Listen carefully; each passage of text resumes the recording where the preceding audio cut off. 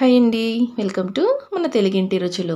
ఈరోజైతే ఈ వీడియోలో నేను మీకు కరకరలాడే రాగి దోశ అప్పటికప్పుడు ఒక 10 నిమిషాల్లో తయారు చేసుకోవచ్చండి. ఈ రాగి దోశని చూస్తున్నారు కదా, ఎంత క్రిస్పీగా ఎంత కలర్ఫుల్గా వచ్చిందో. ట్రై చేసి చూడండి మీరు కూడా. నేను చెప్పిన ఈ కొలతలతో అయితే చాలా పర్ఫెక్ట్గా కుదురుతుంది. ఇక ప్రాసెస్ ఏంటో చూసేద్దాం. అలాగే వీడియో చూడబోయే ముందు మీరు ఎవరైనా ఛానల్ని కనుక ఫస్ట్ టైం చూస్తున్నట్లయితే, వీడియోస్ నచ్చితే తప్పకుండా ఛానల్ని అయితే సబ్స్క్రైబ్ చేయండి. అలాగే వీడియోని మీ రిలేటివ్స్ ఫ్రెండ్స్తో కూడా షేర్ చేయండి. ఇక ప్రాసెస్ ఏంటో చూసేద్దాం. దీనికోసం అయితే ముందుగా ఒక బౌల్ తీసుకోండి. అందులోకి 1 కప్పు వరకు రాగి పిండి, బయట పట్టించిందైనా పర్వాలేదు, లేదంటే షాప్లో తెచ్చిందైనా పర్వాలేదండి. సేమ్ అదే కప్పుతోటి 1 అరకప్పు వరకు వరిపిండి, పొడి బియ్య పిండి ఉంటుంది కదా, అది 1 అరకప్పు వేసుకోండి. సేమ్ అదే కప్పుతోటి 1/2 కప్పు వరకు ఉప్మా రవ్వ, సూజీ అంటారు కదండి, మనం ఉప్మా చేసుకుంటాం కదా, ఆ రవ్వనైతే 1/2 కప్పు వేసేసుకొని ఫస్ట్ ఇవి 3 కూడా బాగా కలిసే విధంగా ఒకసారి స్పూన్ తోటి ఈ విధంగా కలిపేసుకోండి. ఇప్పుడు ఇందులోకి మనము మీ టేస్ట్ని బట్టి అయితే తగినంత సాల్ట్ వేసుకోండి. నేనైతే ఒక చిన్న స్పూన్ తోటి 1 స్పూన్ వేసాను సాల్ట్. అలాగే 1 టీ స్పూన్ వరకు జీలకర్ర వేసుకోండి. నెక్స్ట్ సన్నగా కట్ చేసి పెట్టుకున్న కొంచెం కరివేపాకు రెమ్మలు కూడా వేసుకోండి. అలాగే ఒక 3 పచ్చిమిర్చీలను అయితే చిన్నగా కట్ చేసినవి వేసుకున్నాను. అలాగే ఒక 2 స్పూన్ల వరకు కొత్తిమీర తరుగు, నెక్స్ట్ చాలా సన్నగా కట్ చేసుకున్న ఒక చిన్న సైజ్ తీసుకునండి ఉల్లిపాయ ముక్కలు చాలా సన్నగా కట్ చేసుకుని వేసుకున్న. అలాగే 1 కప్పు వరకు క్యారెట్ తురుము వేసుకోండి. నెక్స్ట్ అల్లం తరుగు.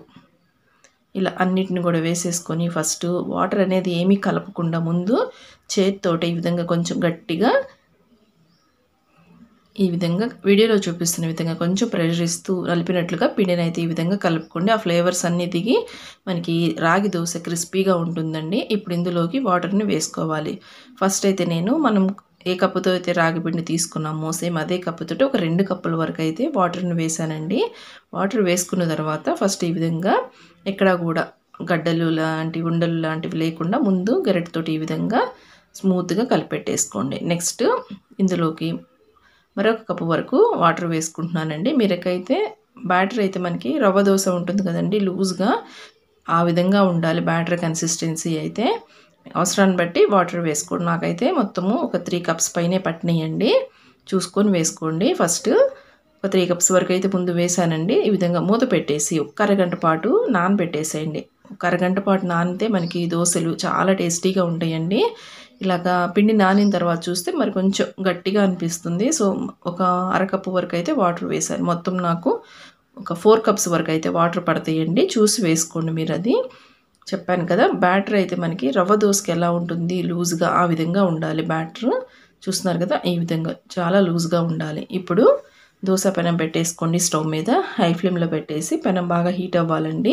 హీట్ అయిన తర్వాత కొంచెం ఈ విధంగా వాటర్ని చిలకరించేసుకొని ఏదైనా క్లాత్తో కానివ్వండి, లేదంటే టిష్యూతో కానీ ఈ విధంగా తుడిచేసేసి ఫ్లేమ్ని లో ఫ్లేమ్లోకి పెట్టేసుకోండి. ఇప్పుడు పిండి మనం కలిపి పెట్టుకున్నాం కదా, పిండిని ఈ విధంగా ఒకసారి గరిటెతో బాగా కలుపుకోండి, లేదంటే కిందకి పిండి అంతా గట్టిగా ఉంటుంది, పైనంత వాటరీగా ఉంటుంది. ఇలాగ వీడియోలో చూపిస్తున్న విధంగా ఒక 3 నుంచి 2-3 గరిటెల వరకు అయితే పిండి పడుతుందండి, చూసి వేసుకోండి. ఇలాగ పిండి బాగా స్ప్రెడ్ అయిన తర్వాత మనకి హై ఫ్లేమ్లో పెట్టేసుకొని పైన కొంచెం పిండి డ్రై అయిన తర్వాత ఈ విధంగా 1 టీ స్పూన్ వరకు ఆయిల్ వేసుకోండి. ఇలాంటి దోశలకి కొంచెం ఆయిల్ ఎక్కువే పడుతుందండి, మీకు చూసుకొని ఆయిల్ని అయితే వేసుకోండి. ఇలాగా మనకి దోశ పెనాన్ని అయితే ఇలాగ అడ్జస్ట్ చేసుకోండి.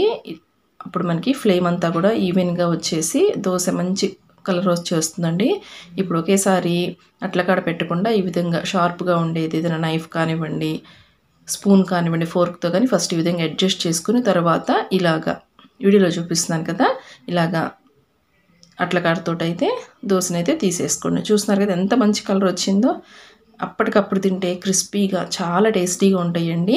మరొక దోశ వేసి చూస్తున్నారా, ఇలాగా మళ్ళీ ఫ్లేమ్ని లో ఫ్లేమ్లో పెట్టేసుకొని వాటర్ చిలకరించేసి టిష్యూతో తుడిచేసుకోండి.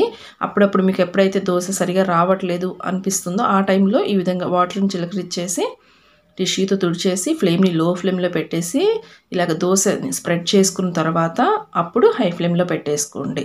ఇవి వేయటానికైతే కొంచెం టైం పడుతుందండి. ఇందులో మనకి రాగిపిండి బియ్య పిండి ఉంటుంది కదా, సో నార్మల్ దోశ కంటే కూడా కొంచెం టైం పడుతుంది వేయడానికైతే. ట్రై చేసి చూడండి ఈ రెసిపీని అయితే, చాలా బాగుంటుంది, హెల్త్కి కూడా చాలా మంచిదండి. ఇన్స్టెంట్ రాగి దోశని మీకు నచ్చిన చట్నీతో అయితే సర్వ్ చేసుకోవచ్చు. ట్రై చేయండి. వీడియో కనుక నచ్చితే ప్లీజ్ లైక్ చేయండి. ఛానల్ని అయితే సబ్స్క్రైబ్ చేయండి. Thank you.